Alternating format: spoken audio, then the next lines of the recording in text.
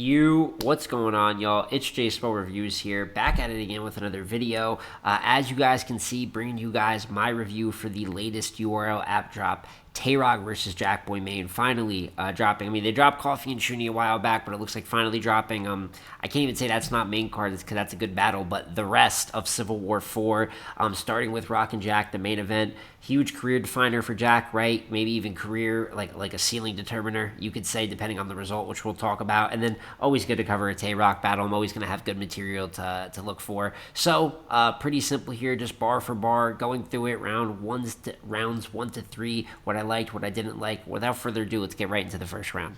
So the battle did start out on Rock, and for the most part, as most Rock battles, you know what I'm saying, especially in this format where he's the heavy favorite, the heavy A side, however you want to refer to it, he's just punching him out in the first. Doctors can't understand Jakk.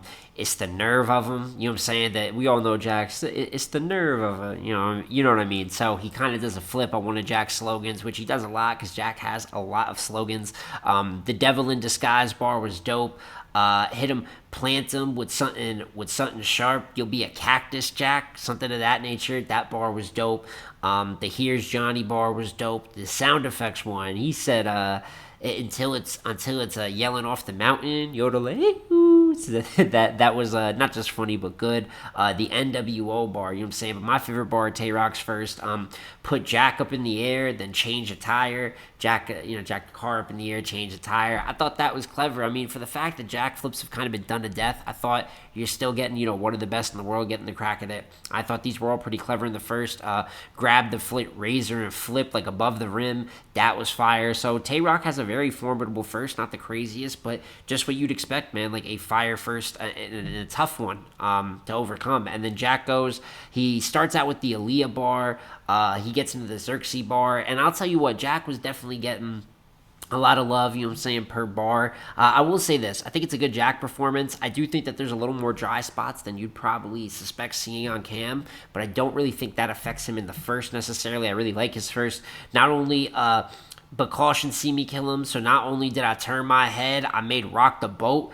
Lands as a haymaker in the room. A lot of different momentum wrapping leading up to that too, because we all know how good Jakk is at starting here, doing this, and building up. And plus you add in some martinis, a little bit of a smaller room and a safer crowd. That momentum and performance building he gets is only going to light the crowd up more than usual. The Nipsey bar was dope. I thought this was clever. He had a Miami Heat scheme, which we've heard before. He's going over all the players, Kevin Love, Jimmy Butler, and he said, I'm going to kill you, but you could talk to caution first. So whatever you say, add a bio. Add a bio. I like that bar. The Games Blouses bar, referring to the Dave Chappelle, you know what I'm saying, Charlie Murphy skit. Heard a few bars on that, you know what I'm saying, but that was fire. And then what kind of rock is, caution saying, what kind of rock is this? A PMB. Crazy haymaker to end out. I thought it was a pretty close round, but that PMB bar, for those of you that haven't seen it, definitely go see. Jakkboy's first is his best round of the battle, and that's probably his best bar. Ends his first perfectly with that too. I think it's a debatable round. I did edge Jakkboy though. I thought he kind of got it right at the buzzer, but overall, like a very fire start to the battle. And as you get into the second round of the battle, like Jakk starts out, and it feels like he empties the chamber, you know what I'm saying? As we get to the second, you're going to see kind of how things go, and something I'm not too shocked to see. Start out with Rock with so he has a lot of hat flips, because Jakk, you know what I'm saying, is a blood called a brim specifically, so, flipping brim, hat, for those of you who don't understand, so that's why there's a lot of, like, the hat bars in there. Make space for the hat, like the ones I used to wear. Everyone knows Tay-Rock used to wear some big-ass hats. Why would I be scared to battle the big hat? I'm the one who made the big hats famous, so making it a little interpersonal, good way to kind of take what you could just use as name flips, wrap that back to your career a little bit. An unidentified serial killer gave Jakk the Ripper. Dope. He has this wordplay about bubble jacket, blood, bubble jacket, and then shoot him and put blood on his bubble jacket. The Jacqueline bar I thought was pretty cool. Always has wrestling bars. The Jack bar, I mean, he's just flipping for the most part, but it's these last two bars in Rock's second. And Rock's second is probably his weakest round. Still a good round, the weakest of his three.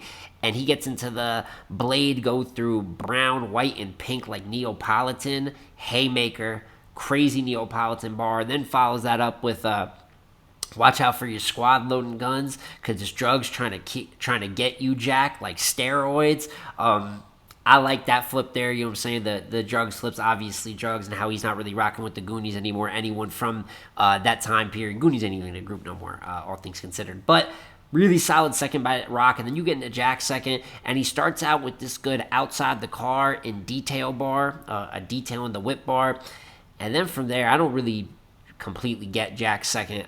He is this antonym and homonym flip, obviously, or antonym and synonym flip, going at Rock's famous antonym and synonym bar versus Calico. And he said, because if we catch him, then we homonym.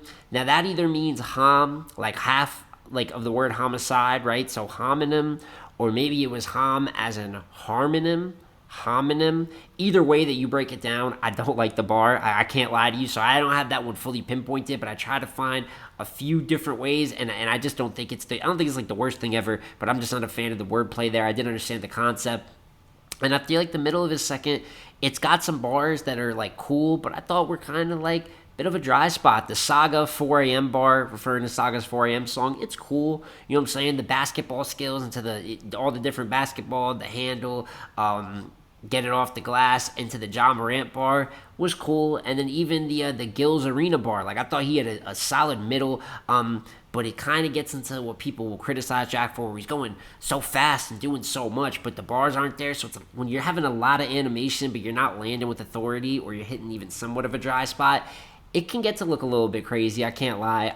He did get to the catfish bar, which I thought was fire. Took a shot at caution with it. And then he finishes off with a haymaker, to the audience with the Do It, the Franchise Boys, Yup, in My White Tee, which we've heard a lot of Franchise Boys in My White Tee bars, I feel like.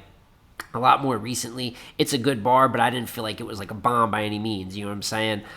So in that one, I had Rock really clearly taking the second. So the first is debatable, you know what I'm saying? Jack's not out of it by any means. I edged Jakk the first. But the second round is a quick 180 and ends up being like a very clear round for Tay-Rock. And that leaves you with the third round of the battle, right? So we still got a chance here, and it starts out on Rock. Ace's status is higher than Jakk. I like that, talking Ace on me, and Ace higher than Jakk in terms of cards. Put a red bottom on, stomp him out in Dior's. Put a red bottom on a brim like a fedora. I thought that was pretty dope. The devil, carry him, shoot him, then carry him. I got the devil on my shoulder like a bad influence. So for the most part here, Rock, once again, 3 rounds of just back-to-back punching. And in a battle like this, it's not really much more needed when you're Tay-Rock. The Titanic scheme, heard a lot of Jakk rose, you know what I'm saying? A lot of Titanic schemes versus Jakk, but it was cool. $150, he get the extra cut. It's a bonus check. I like that. That was fire. Headshot, I said head. I don't even know if he said headshot, but he said shoot him, leave Maine covered in blood like lions hunting. I thought that was clever, you know what I'm saying? Maine like a lion's mane, and then obviously Jakkboy Maine. The jack-o'-lantern bar was fire. Put a hole in him. They gonna have to pull a rabbit out of the hat. I really like Rock's third, man. I mean, it's not exactly like the best Rock you've seen this year. It's not even like a run-of-the-mill Rock. It's just a solid 3-round performance, what you come accustomed to with Tay-Rock, regardless of the opponent. And then you get into Jakkboy's third, and this is where, he starts the first half of his third good. The Continental bar was dope. They were showing each other a lot of love in this battle, by the way. If you're not a fan of that in battles, which I'm like whatever about it, but it even got to me. I thought Rock and Jakk, granted, they're friends. We're not expecting, but even a little fake, just don't even react. Just stone cold face during the battle. I feel like just to sell the battle a little bit, because it was a lot of cheering for each other, a lot of really ad-libbing each other's bars. But Rock even liked the Continental bar, which is why I mentioned it. But then the Hidden Temple bar was dope. That's how shooting people off the Wimby. He had like a Wimby, like Wembanyama bar.